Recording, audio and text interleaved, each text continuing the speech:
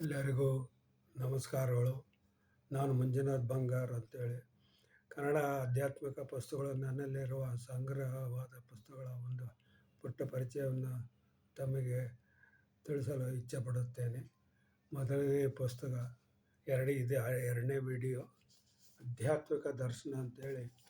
ಇದನ್ನು doctor C Anandkumar, Bengaluru, ಇವರು ಶಂಕರಾನಂದ ಆಶ್ರಮ, ಹರಿಬಡಾವಣೆ, ಜ್ಞಾನಜ್ಯೋತಿ ನಗರ, ಬೆಂಗಳೂರು, ಇವರಿಂದ ಇದು ಪ್ರಕಟಗೊಂಡಿದೆ.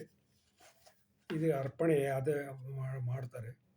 ಯಾವ ಪುರುಷನ ಬೋಧಾಮೃತದಿಂದ ಕ್ಲಿಷ್ಟವಾದ ವೇದಾಂತವು ಮೃದು ಮಧುರವಾಯಿತು, ಯಾರು ನಿರ್ಮಲಾಂತಃಕರಣದಲ್ಲಿ ಕುಳಿತು ಭರಿಸಿದರೋ ಆ ನನ್ನ ಸದ್ಗುರು ದೇವರಿಗೆ ಈ ದಿವ್ಯ ಪ್ರಸಾದದ ರೂಪಕೃತಿಯನ್ನು ಸಮರ್ಪಿಸುತ್ತೇನೆ. ಸದ್ಗುರು ಚರಣಂ ಸದಾಸ್ಮರಾಮಿ.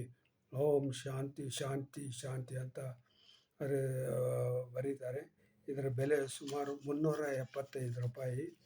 ಇದು ಶಂಕರಾನಂದ ಸ್ವಾಮಿಗಳ ಒಂದು ಭಾವಚಿತ್ರ ಇದೆ. ಹಾಗೂ ಇಲ್ಲಿ ಪ್ರಭೋನಂದ ಸ್ವಾಮಿಗಳ ಒಂದು ಭಾವಚಿತ್ರ ಕೂಡ ಇದೆ. ಮತ್ತು ಶುಭ ಆಶೀರ್ವಾದ ಒಬ್ಬ ಇವರು ಪರಮ ಪೂಜ್ಯ ಅನಂತ ಶ್ರೀ ವಿಭೂಷದ ಸುಜ್ಞಾನ ತೀರ್ಥ ಮಹಾಸ್ವಾಮಿಗಳವರು ಕೂಡ ಇದಕ್ಕೆ ಮುನ್ನುಡಿಯನ್ನು ಬರೆದಿದ್ದಾರೆ. ಇದು ಪುಸ್ತಕ ಗ್ರಂಥಾವತರಣೆ ಗುರು ಶಿಷ್ಯರ ಸಂವಾದ ರೂಪದಲ್ಲಿ ಮೂಡಿಬಂದಿರುವ ಈ ಗ್ರಂಥದ ಪೀಠಿಕೆಯನ್ನು ಪರಾಮರ್ಶಿಸೋಣ. ಹಿಂದೆ ಮಾಧ್ವ ದೇಶದಲ್ಲಿ ಋತುಸೇನ ಎಂಬ ರಾಜನಿದ್ದ. ಅವನಿಗೆ 2 ರಾಣಿಯರು. ಹಿರಿಯವಳು ಅಪೂರ್ವತ ಒಳ್ಳೆ ಸಾಧ್ವಿ ಹೆಂಡತಿ.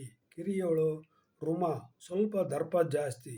ರಾಜ ಋತುಸೇನ ಈ 2 ರಾಣಿಯರನ್ನು ಸಮಾನವಾಗಿ ಕಾಣುತ್ತಿದ್ದ. ಹೀಗೆ ಕಾಲಚಕ್ರವು ಉರುಳಿ ಹೋಗುತ್ತಿರುವಾಗ ಹಿರಿಯ ರಾಣಿಗೆ ಒಂದು ಮುದ್ದಾದ ಗಂಡು ಜನಿಸಿತು. ಅವನಿಗೆ ಋತುಪರ್ಣ ಎಂಬ ಹೆಸರಿಟ್ಟರು. ಕಿರಿಯ ರಾಣಿಗೂ ಸಹ ಒಂದು ಗಂಡು ಮಗು ಜನಿಸಿತು. ಅದಕ್ಕೆ ಶಿಖಿಧ್ವಜ ಎಂದು ನಾಮಕರಣ ಮಾಡಿದರು. ರಾಜನ ಸಂತೋಷಕ್ಕೆ ಪಾರವೇ ಇರಲಿಲ್ಲ. ಇಡೀ ರಾಜ್ಯದಲ್ಲಿ ಅನ್ನದಾನ, ವಸ್ತ್ರದಾನವನ್ನು ತನ್ನ ಪ್ರಜೆಗಳಿಗೆ ಮಾಡಿದ. ಮಕ್ಕಳು 8 ವರ್ಷವಾಗುತ್ತಲೇ ಗುರುಕುಲಕ್ಕೆ ವಿದ್ಯಾಭ್ಯಾಸಕ್ಕೆ ಕಳಿಸಿದನು. ಈ 2 ರಾಜಕುಮಾರರು ಗುರುಗಳ ಹತ್ರ ವೇದಾಧ್ಯಯನ, ಆಗಮಶಾಸ್ತ್ರಗಳನ್ನು ಅಭ್ಯಾಸ ಮಾಡಿದರು. ಹಿರಿಯ ರಾಜಕುಮಾರನು ಸುಸಂಸ್ಕೃತನು, ಸರಳ ವ್ಯಕ್ತಿತ್ವನು, ಹಿರಿಯರಿಗೆ ಗೌರವ ಕೊಡುವುದನ್ನು ಮೈಗೂಡಿಸಿದ್ದನು. ಆದರೆ ಕಿರಿಯವನಿಗೆ ಸ್ವಲ್ಪ ಗರ್ವ, ತುಂಟನಾಗಿ ಬೆಳೆದನು. ಅಣ್ಣನ ಮೇಲೆ ತುಂಬ ಅಸೂಯೆ. ಏಕೆಂದರೆ ಎಲ್ಲ ಸ್ನೇಹಿತರು ಹಾಗೂ ಗುರುಗಳು ಹಿರಿಯವನನ್ನು ಕಂಡರೆ ಬಲು ಪ್ರೀತಿ. ಅದಕ್ಕೆ ಕಿರಿಯವನಿಗೆ ಹೊಟ್ಟೆ ಕಿಚ್ಚು. ನನ್ನನ್ನು ಸರಿಯಾಗಿ ಯಾರು ಮಾತನಾಡಿಸುವುದಿಲ್ಲವಲ್ಲ ಎಂದು ಎಲ್ಲರೂ ಅಣ್ಣನನ್ನೇ ಒಲಿಸುತ್ತಾರಲ್ಲ ಎಂದು ಅಣ್ಣನನ್ನು ಹೇಗಾದರೂ ಮಾಡಿ ಮುಗಿಸಿಬಿಟ್ರೆ ಹೀಗೆ ಎಲ್ಲರೂ ನನ್ನನ್ನೇ ಪ್ರೀತಿಯಿಂದ ಕಾಣುತ್ತಾರೆ ಎಂಬ ದುಷ್ಟ ಬುದ್ಧಿ ಬೆಳೆಯಿತು. ಈ ವಿಷಯ ಅಣ್ಣ ರಾಜಕುಮಾರನಿಗೆ ಗೊತ್ತಾಗಿ ಮನಸ್ಸಿನಲ್ಲಿ ಬಹಳ ನೊಂದುಕೊಂಡು, ತಮ್ಮನ ಬದುಕಿನಲ್ಲಿ ನಾನು ಮುಳ್ಳಾಗಿದ್ದೇನೆಂದು ತಿಳಿದು ಈ ನಶ್ವರ ಬದುಕಿನಲ್ಲಿ ಶಾಂತಿ ನೆಮ್ಮದಿ ಸಿಗುವುದಿಲ್ಲ ಎಂದುಕೊಂಡು ರಾತ್ರಿಯಲ್ಲಿ ಗುರುಕುಲವನ್ನು ಬಿಟ್ಟು ಬಲು ದೂರ ಕಾಡಿನಲ್ಲಿ ಪ್ರಯಾಣಿಸಿ ನೀರಿಲ್ಲದೆ, ಆಹಾರವಿಲ್ಲದೆ ಎಷ್ಟೋ ದಿನ ಹೀಗೆ ನಡೆದುಕೊಂಡು ಹೋಗುತ್ತಿರುವಾಗ ಒಂದು ದಿನ ಬಿಸಿಲಿನ ತಾಪಕ್ಕೆ ಗುರಿಯಾಗಿ ಮೂರ್ಛಾವಸ್ಥೆಗೆ ಹೋದನು. ಅದೇ ಸಮಯಕ್ಕೆ ಅಲ್ಲಿ ಒಬ್ಬ ಸನ್ಯಾಸಿ ಬಂದು ಆ ಹುಡುಗನನ್ನು ಉಪಚರಿಸಿದಾಗ ಅವನಿಗೆ ಪ್ರಜ್ಞೆ ಬಂದು ಎದುರಿಗಿದ್ದ ಸನ್ಯಾಸಿಯನ್ನು ನೋಡಿ ಆನಂದ ಪುಳಕಿತನಾದನು.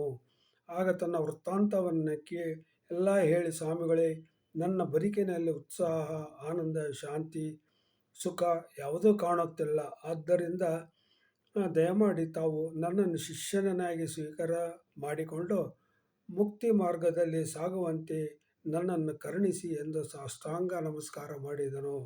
ಆಗ ಸ್ವಾಮೀಜಿಯು ಇವನ ಜ್ಞಾನ ಉತ್ಕಟ ಇಚ್ಛೆಯನ್ನು ನೋಡಿ, ಆಗಲಿ, ನಿನ್ನನ್ನು ಶಿಷ್ಯನಾಗಿ ಸ್ವೀಕರಿಸುತ್ತೇನೆ. ನಿನ್ನ ಮನದಾಳಿರುವ ಸಂಶಯವನ್ನು ನಿವಾರಣೆ ಮಾಡ್ತೇನೆ.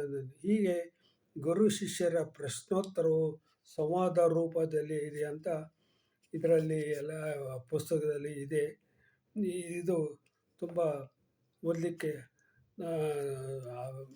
ಆಧ್ಯಾತ್ಮಿಕ ಬಂಧುಗಳಿಗೆ ತುಂಬ ಉಪಯುಕ್ತ ಆಗುತ್ತೆ ಅಂತ ನಾನು ಭಾವಿಸಿ ಈ ಈ ವಿಡಿಯೋನ ಮುಗಿಸ್ತಾ ಇದ್ದೀನಿ. ಧನ್ಯವಾದಗಳು.